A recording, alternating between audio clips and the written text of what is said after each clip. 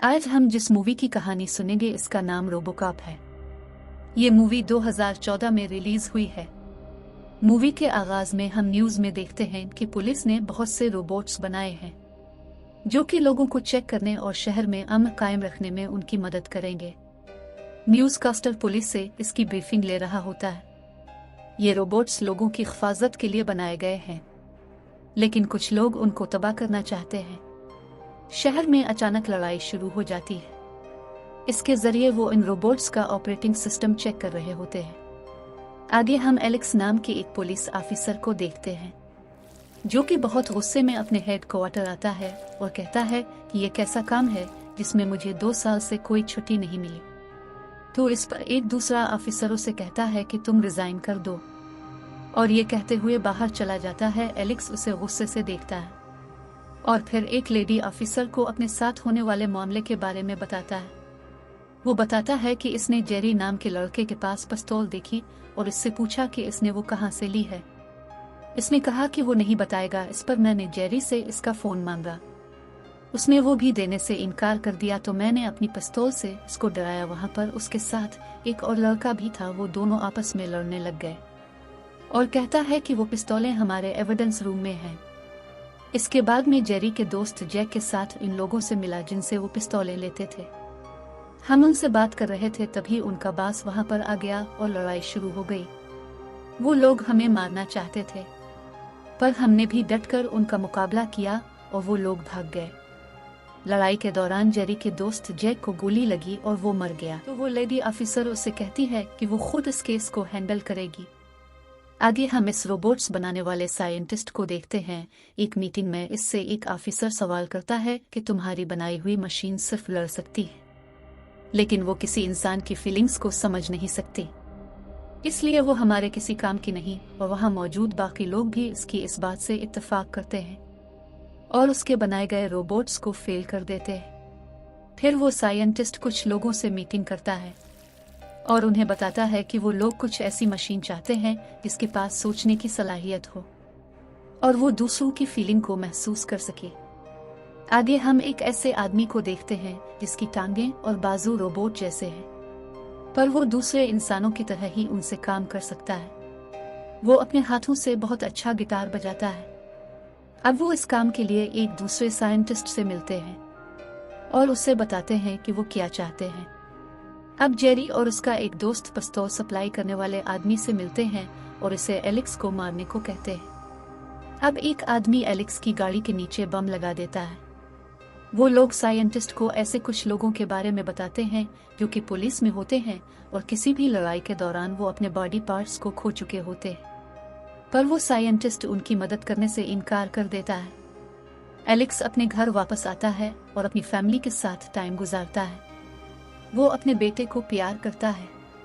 इसकी बीवी इससे इसके काम के बारे में पूछती है। अचानक इसकी गाड़ी का अलार्म बजने लग जाता है। वो उसे बंद करने के लिए नीचे जाता है, तभी गाड़ी में जोर का धमाका होता है और वो बहुत बुरे तरीके से जख्मी होता है। अब डॉक्टर उसकी सर्जरी के लिए इसकी बीवी से इजाजत लेते हैं। आगे हम 3 महीने बाद का मंजर देखते हैं जिसमें एलेक्स के घर पार्टी होती है। वो इसमें एंजॉय कर रहा होता है, लेकिन असल में वो एक लैब में होता है और ये सब इसकी फीलिंग्स होती हैं जो हमें नजर आ रही होती हैं। वो बहुत अरसे बाद होश में आता है और डॉक्टर से पूछता है मैं कहाँ हूँ और मुझे क्या हुआ था, और कहता है कि मैं अपनी बॉडी को मूव करना चाहता हूँ। डॉक्टर उसे अनलॉक करते हैं और वो चलने लगता है।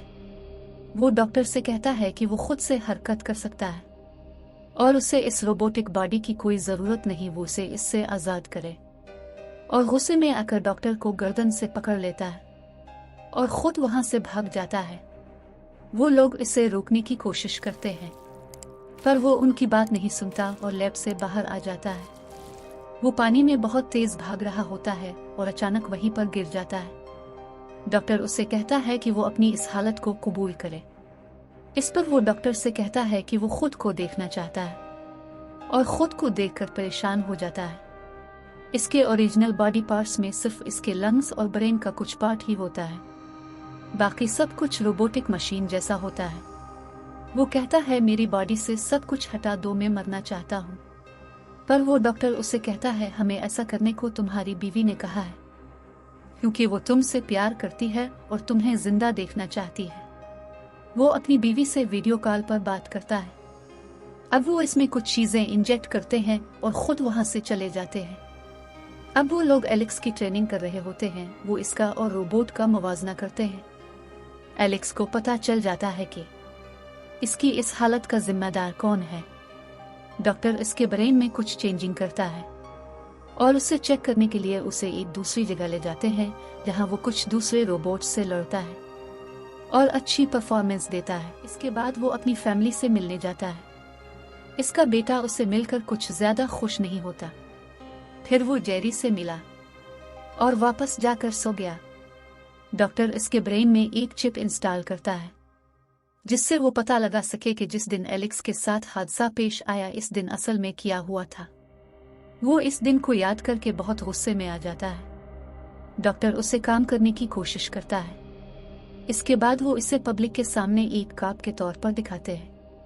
वो पब्लिक में मुलजिमों को तलाश करता है और एक मुलजिम के बारे में जानने के बाद उसे शूट कर देता है। वो उसे रोबोकॉप का नाम देते हैं। अब वो अपनी चिप की मदद से और मुलजिमों की भी निशानदेही करता है और इनमें से एक को पकड़ने के लिए निकल जाता है। वो मुलजिम भागने की कोशिश करता है, पर एलेक्स उसे ढूंढकर उसे शूट कर देता है और उसी तरह बहुत से लोगों को पकड़ता है।